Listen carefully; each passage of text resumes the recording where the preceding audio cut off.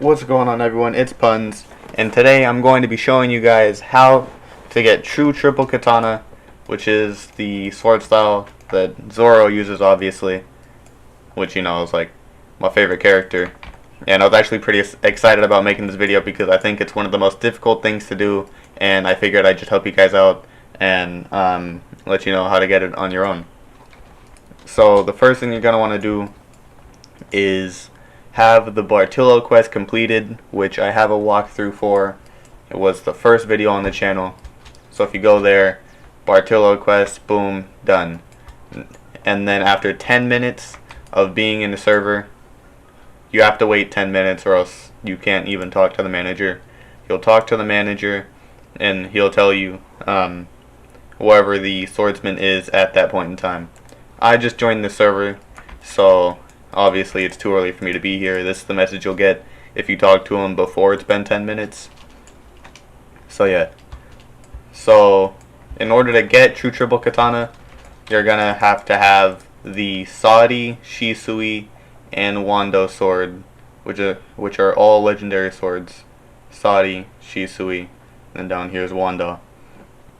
And with each of these legendary swords, you're gonna have to get them to mastery 300 at the minimum, and once you do that, you can go and get it from the man at the top of the flower. So I'll show you guys all the spawn points that I know of for the legendary sword stealer right now. Alright, so the first spot that I know of is right here on this side of the rock. There goes the mansion. This is the lab. He spawns right here on this part of the rock. Kind of just chilling here. He'll be a shop NPC, obviously, so he really won't be that hard to miss. Alright guys, after making the long journey here, I can say that one of the legendary sword stealers spawns are actually right here inside this middle house on Usopp's Island. So you'll come all the way over here.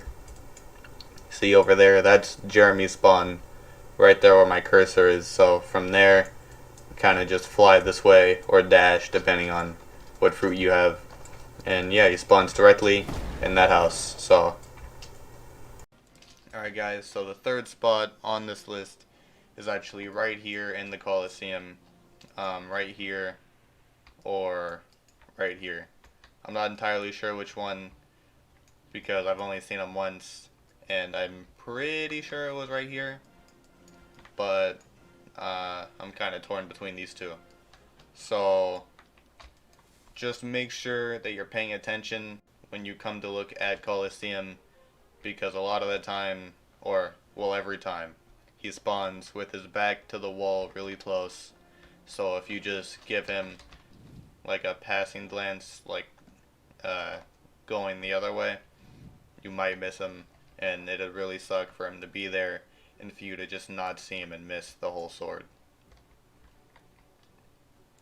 Alright guys, so the fourth spawn point for the legendary sword stealer is right here in Graveyard. Once again, back to the wall.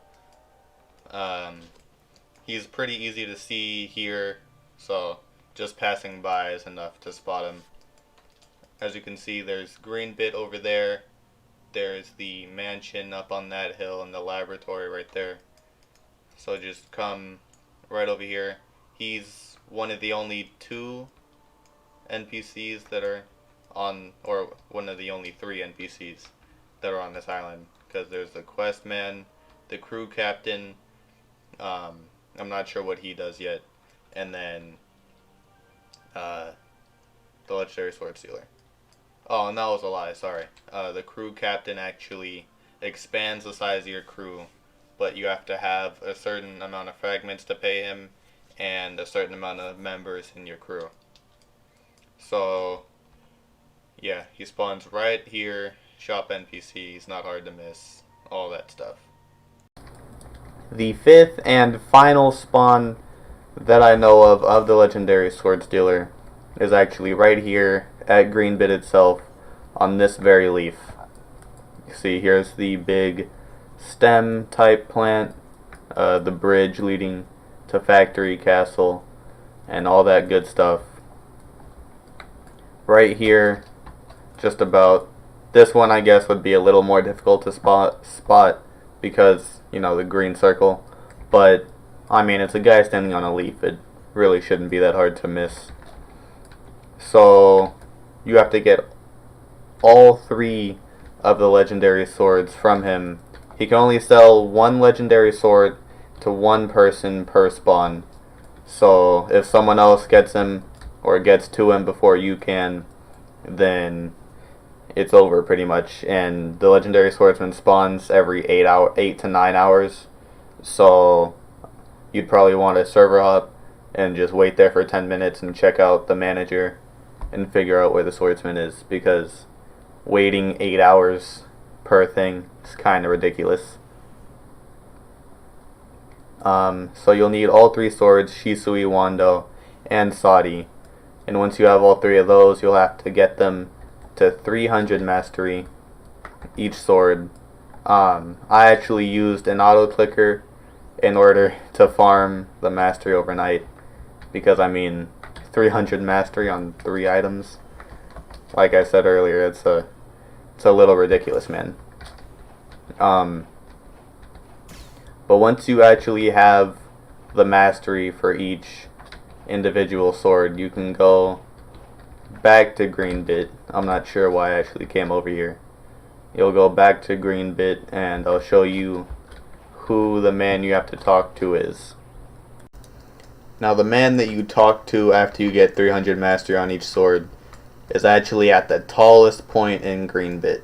So you've got all the plants and flowers and stuff down there, and if you walk along this plant here, at the very edge you'll find the mysterious man.